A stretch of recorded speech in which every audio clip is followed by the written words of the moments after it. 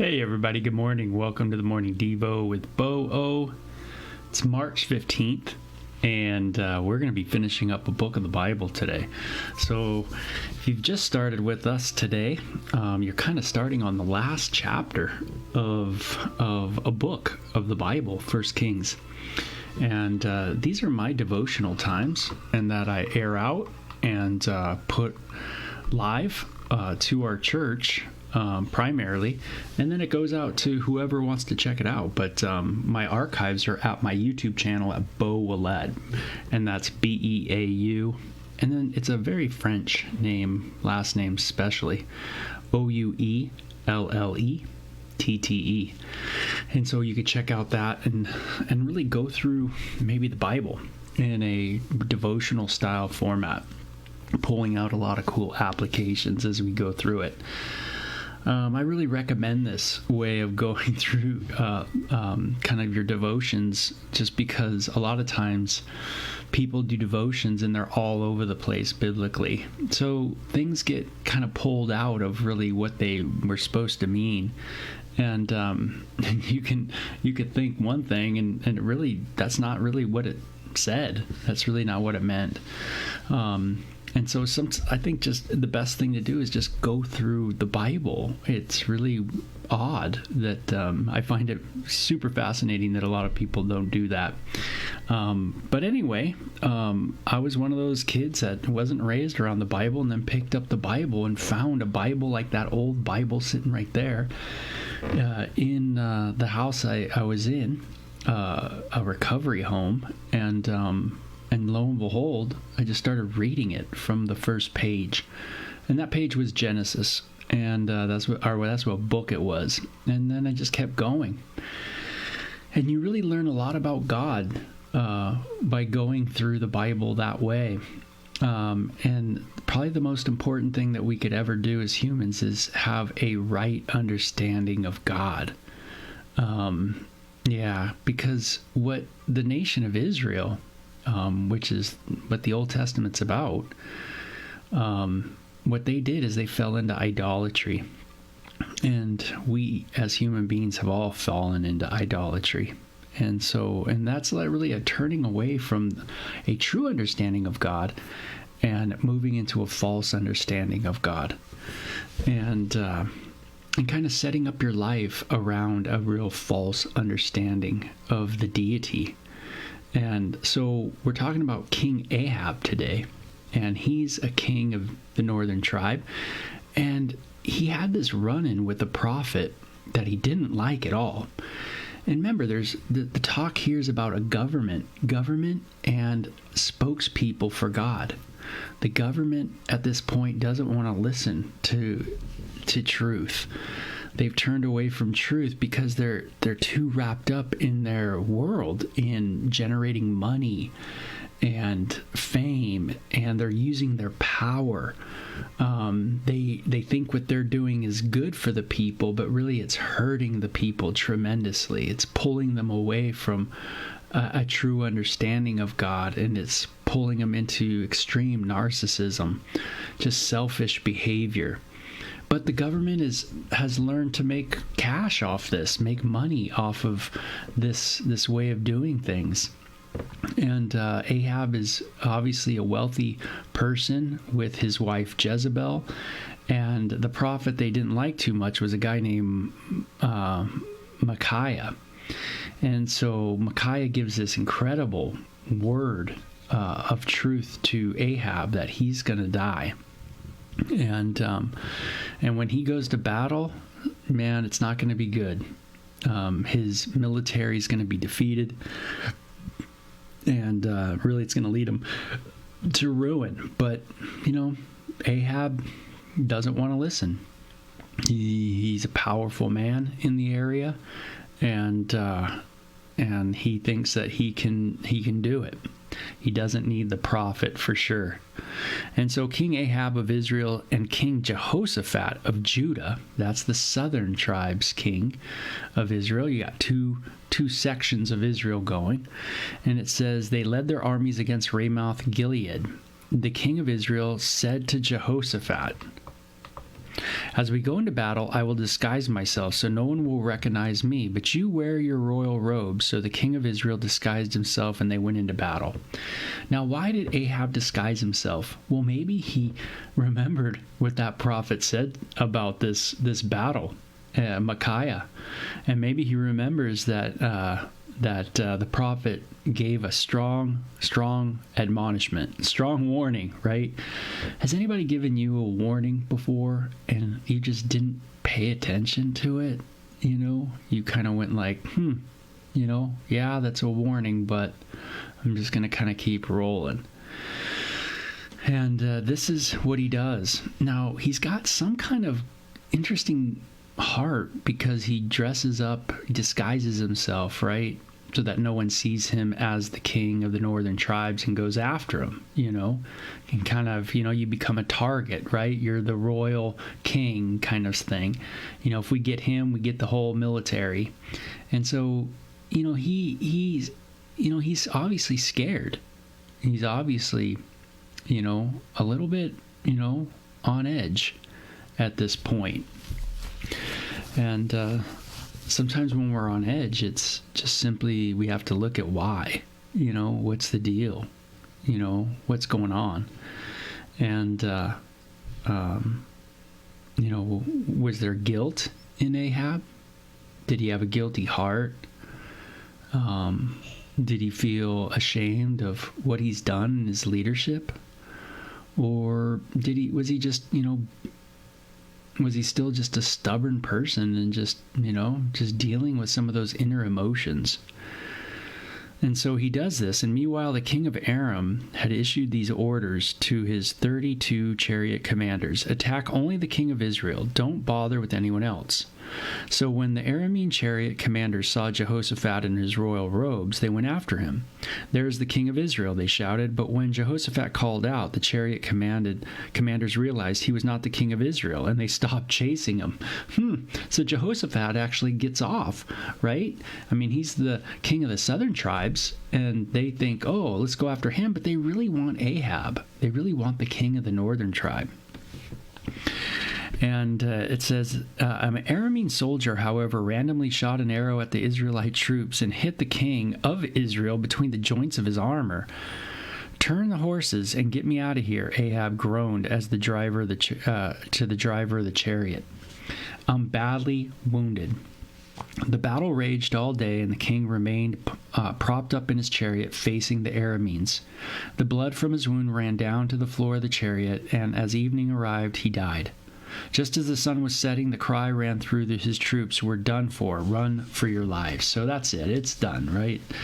And the prophet was true. That the prophet Micaiah was right on. He said the right things to Ahab. He told the truth, and he got in prison for it, by the way. And that seems like always what hegemonical power structures want to do. They jail people that go against them. Ooh, interesting. Does that happen today in our world? Yeah, all the time, right? Yeah, power structures want to stay in power. That's what they're doing, And, it's funny. Just the other day, I was watching one of the hearings that's taking place recently in our world. And it's interesting to hear our government, the way they talk. It's almost embarrassing, right? Because they're using logical fallacies when they talk. They're not being wise in the questions they ask, how they're communicating. And it is embarrassing to watch, and that's sad, when a government is like that. But they want to stay in power. They want to, they're trying to make sure their constituents are all happy. And so, it's all about votes. It's their job. It's their thing. And man, what a trip, right? We live in the same kind of system as what we're reading about so many years ago. And unfortunately, the poor prophet got thrown in the pokey for it, right? And so here we go.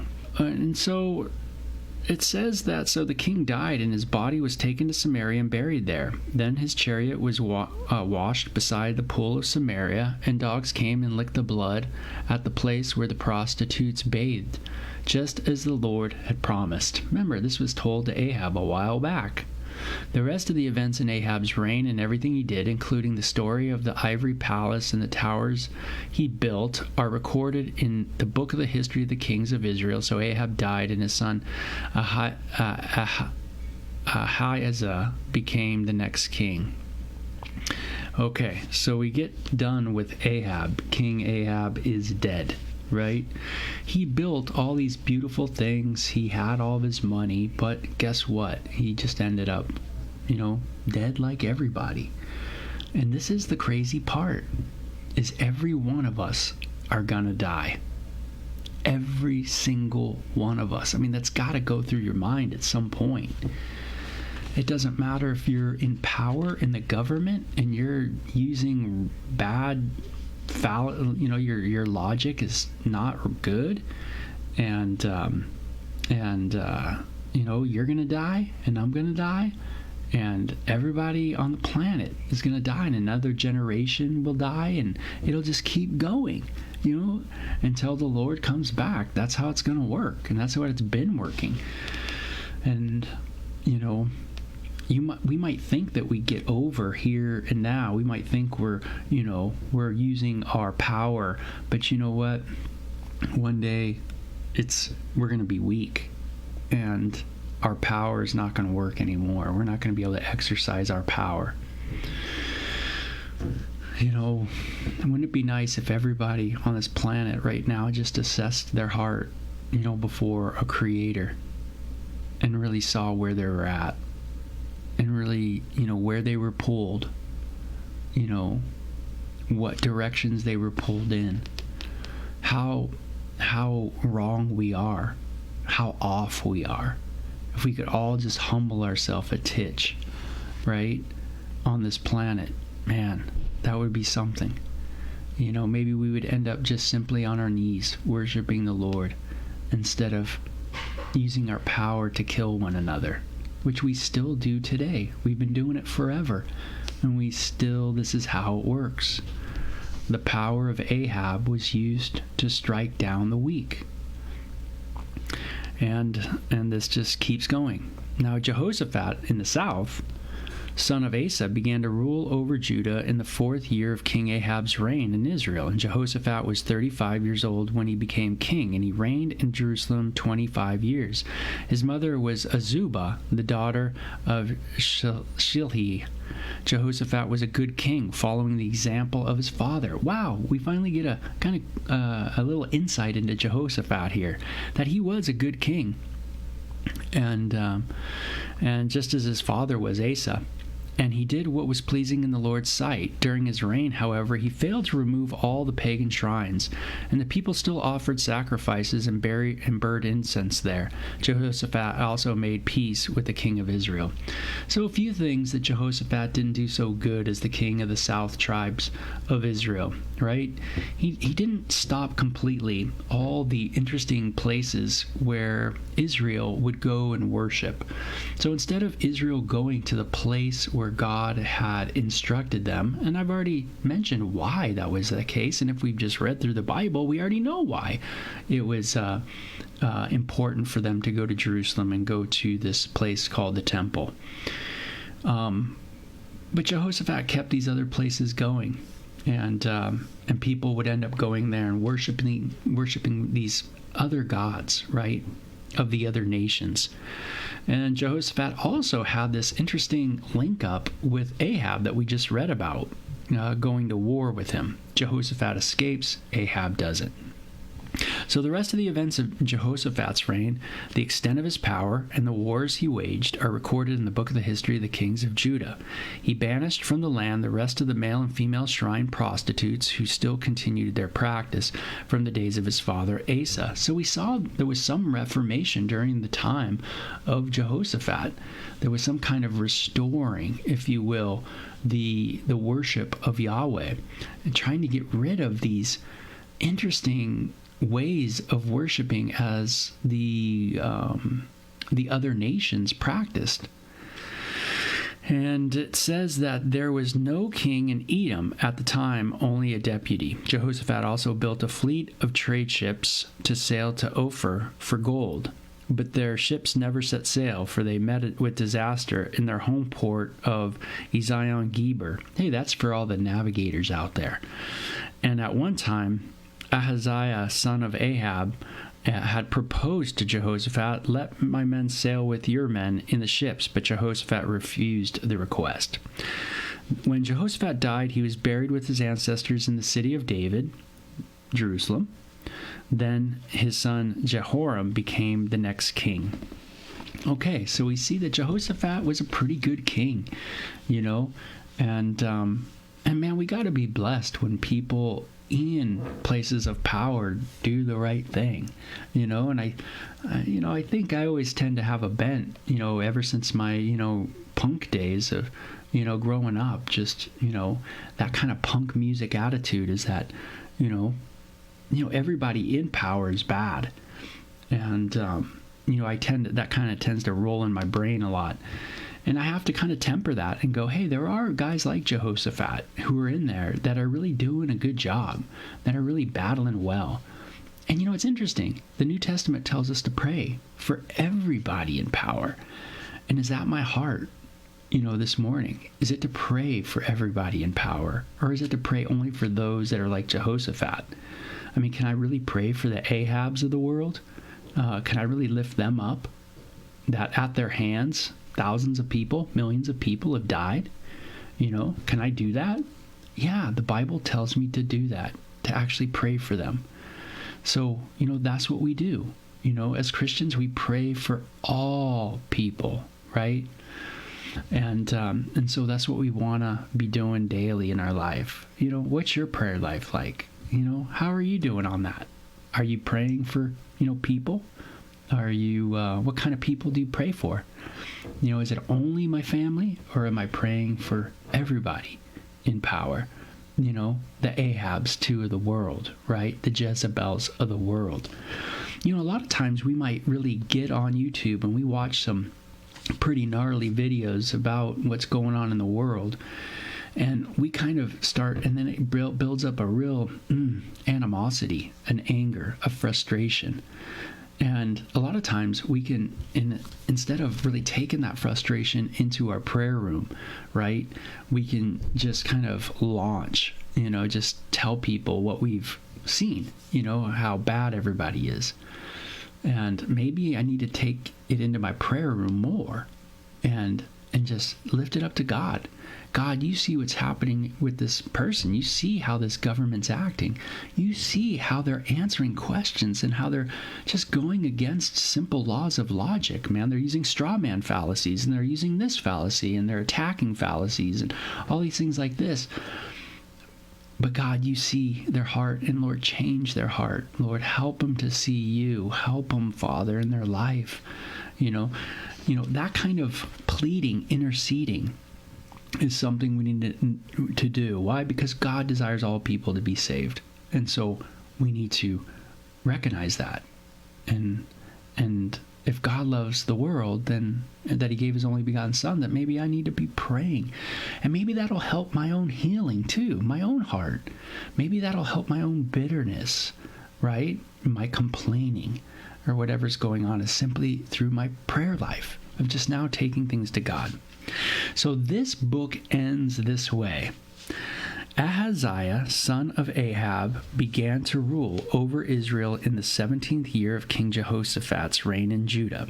He reigned in Samaria 2 years, but he did what was evil in the sight of the Lord. And he followed the example of his father and mother as an example of Jeroboam, and son of Nebat, who had led Israel to sin. He served Baal and worshipped him, provoking the anger of the Lord, the God of Israel, just as his father had done. Okay, so that's how we end the book of 1 Kings. It's on a note of saying the northern tribe, the descendant of Ahab, the son, didn't reign long, but he didn't do very good things, right? He just continued on in the same madness. of his dad and his mom. And man, we can do that too. We can just continue on in the same thing, same patterns, same things, instead of really breaking those patterns and moving in a different direction.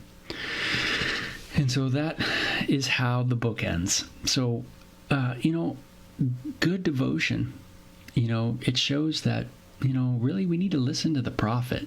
Ahab didn't listen to the prophet. We need to listen to the right source and deal with all of our inner stuff, all the inner stuff of Ahab that prevented him from listening to the prophet. Instead, he refused to hear the prophet, and he wanted to trust his own power, his own government, his own this, his own things, his own cabinet, right? Everybody else that he was listening to. And he didn't deal with his heart of guilt. He knew he was guilty, but he never dealt with it. So things that we need to look at too. We see Jehoshaphat, there's good people that reign, and we need to be praying for all people. We saw that as well. And so, hey, we'll start the book of 2 Kings tomorrow, Thursday, and we'll get through that book quick enough too. So you guys are jamming, you're definitely doing it. So we will talk at you soon. Take care. Thank you for listening. Bye-bye.